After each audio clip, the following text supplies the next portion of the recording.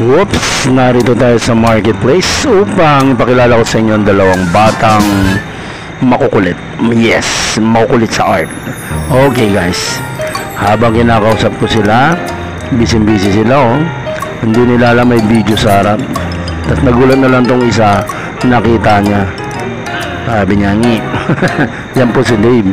Nandito naman sa bandang kaliwa ko ay si Miguel. So may topic sila ngayon. Ang topic nila ay watercolor.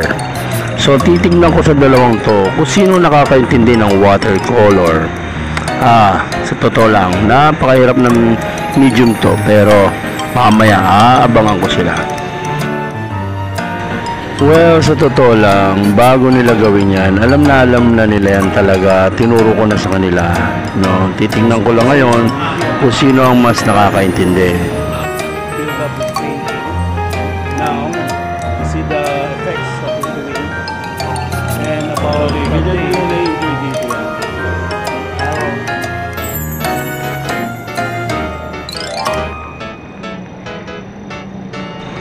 Oops, halos patapos na itong mga to Nasa middle na sila. Papunta sa gusto nila. Mukhang busy at hindi nagpapansinan.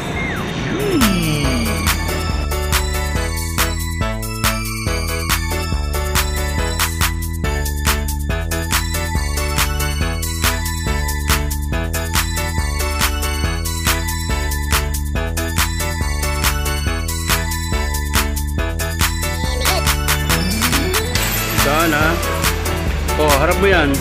Pakita mo sa akin. Yan, tingin, smile. Yan nga guys, kasama yan sa lesson natin ang pagpiprame. Okay.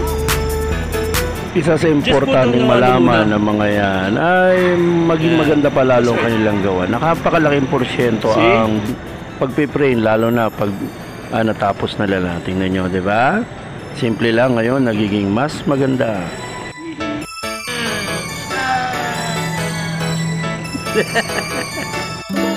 So, see you next round guys. So, marami tayong nalalaman at sana kung gusto nyo talaga maraming malaman, watercolor lesson by Kuya Joel. Starting pa lang yan.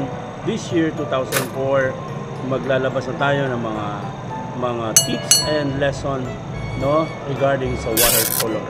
At yung tanong kanina kung natuto sila, of course natuto sila. Hindi pwedeng hindi. Kasi una, pinag-aaralan natin. Tinuturo natin nila. At nakukuha nila. Nakakatuwa nga kasi yung magawa nila, nung natapos, na-frame na nila. At yun, naramdaman nila na walang nasasayang na oras sa pagdodrawing. Unlike sa pag-gadget, matututo lang sila magpipipindot. Pero dito, habang tumatakbong oras, gumagalaw ang kamay nila, na-exercise ang kanilang mind, ang kanilang puso, ang desire nila, and future of course. Kasi nagkakaroon sila ng vision. Lalo kung may kasama sila nag-drawing, kwentuhan sila, nagkukulitan, at nade-develop ang kanilang hormones sa pakikipagkaibigan, pakikipagkapwa, nagiging sila, effective na tao, no? Kakaroon sila ng mabuting pag-uugali. Yan ang humanity, yan yung reality. Lumalaki silang disiplado, lalaki silang proud sa sarili of course, pero hindi mayabang. Yan ang pinaka number one tinuturo ko dito. Kaya ang taong magsabi sa inyo magaling kayo, pero huwag nyo sabihin magaling kayo. So, sige po, God bless po sa ating lahat. O magtuloy-tuloy.